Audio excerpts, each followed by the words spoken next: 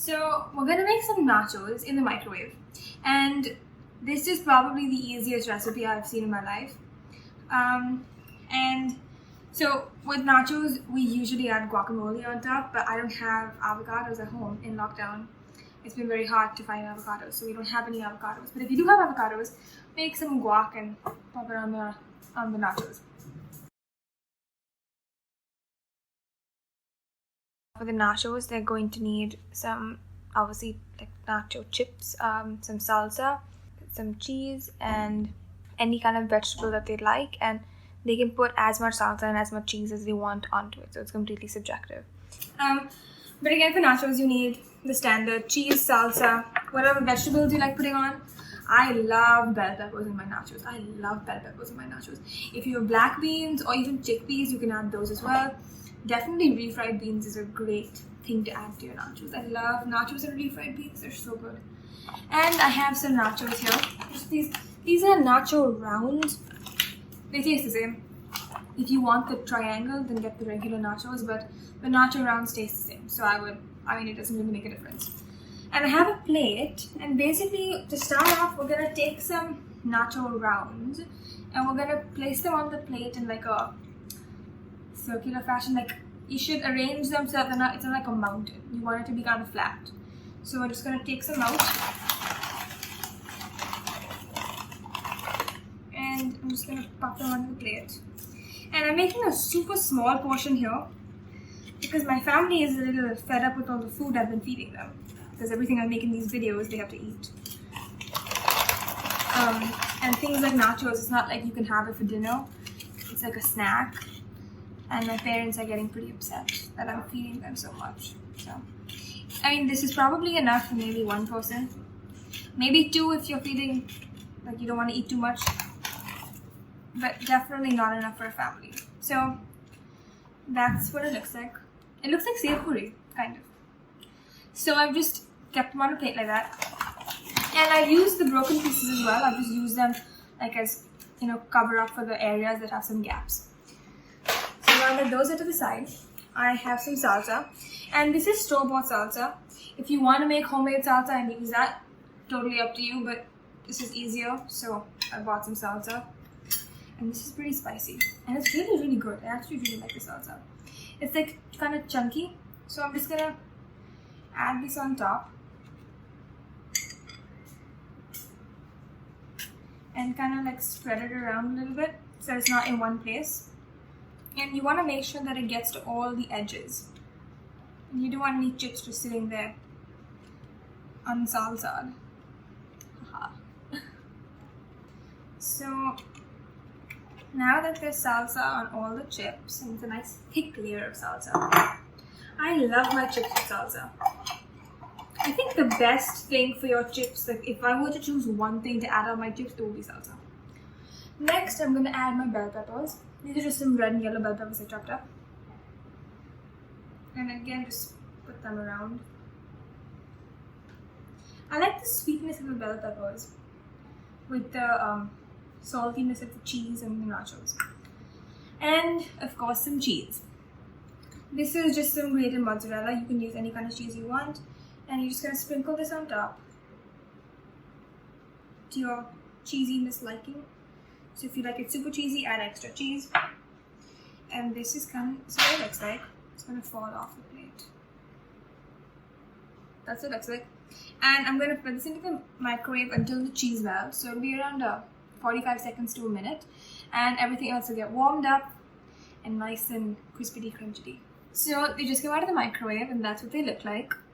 I definitely think I put on way too much salsa because it's very salsa-y and soggy now where the salsa is. So I put on way too much salsa. But it looks very good. The cheese melted very nicely. And I think if I had some guacamole, it would taste even better. If you want to add sour cream on top, you can add that as well.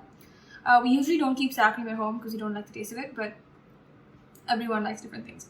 So that's it. It just took a minute in the microwave and that was it. I checked it after 30 seconds just to see if the cheese had melted. The cheese had melted, but it seemed like it needed more time, so I just put it in for another 30 seconds. So in totality, it was 1 minute of cooking in the microwave and that was it. Okay, so the next recipe we're making is a microwavable pizza.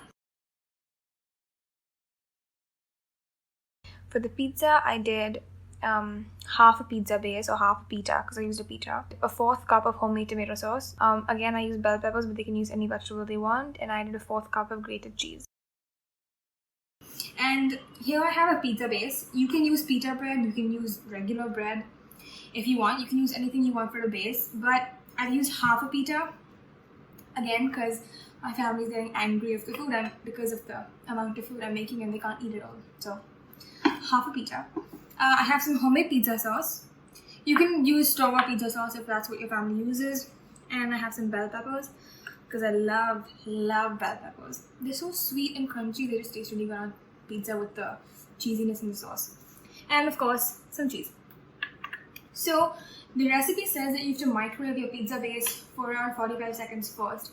So I'm going to microwave that and then we're going to add everything on top. So the pizza base is in the microwave right now. It's going to beep in a few seconds. 2, 1, beep. Oh my god, I hate that sound. I hate that sound. It's the most annoying sound in the world. But if you want a crispier, so I know that with the microwave pizza, it's not going to get that crispy on the base. If you want a crispier, you can just throw it in the toaster oven or in a regular like bread toaster at the side, like this, the one that's like standing up like that. Or you can put it in the toaster oven. That'll get it crispier as a base, and then you can add everything on top and then put it in the microwave if you want. So I'm going to get the base out. So the base is out of the microwave. It's nice and soft now. Okay, so I'm going to put the pizza sauce, some cheese, and some bell peppers. So I'm going to start with the pizza sauce. This is like a regular pizza. I mean, everyone's made pizza at some point in their life. So in our sauce, we use tomatoes and we put lots of fresh basil. So that way, like, we don't have to put basil on top of the pizza when we cook it. I think everyone puts basil in the pizza sauce. But it tastes really good. So if you don't put it in, you should definitely put it in. And I love a thick layer of pizza sauce because I like the taste of the pizza sauce and the tomato-ness. I'm not a huge fan of cheese in general, so I like to go not that heavy on the cheese on the pizzas. But if you love cheese, then go ahead and add cheese on the pizza. I've seen people add cheese before they add the sauce and then add cheese on top of the sauce. It was like double cheese, which looked really good. So I have some bell peppers. And I love putting onions on pizza as well. If you like mushrooms, like olives, and all that stuff, go ahead and add all that stuff. Because you can add whatever you want on your pizza. It's your mini personal pizza. So I'm just going to add in all the bell pepper. I don't want to waste the last few pieces. And now cheese. So I just have some grated mozzarella. And I don't want too much cheese because I'm not a huge fan of the cheese on pizza. So I just got it out of the microwave and it looks like that. And it's really hot. The cheese got melty. The crust did crisp up a little bit, but not too much. So if you did want like a really crispy one, I would recommend putting it into the toaster or the oven, whichever one works best for you. And it's really warm and really hot, so I'm gonna take a knife and cut into it now. And just cut it into the regular pizza slices that everyone has at home. And that's the pizza.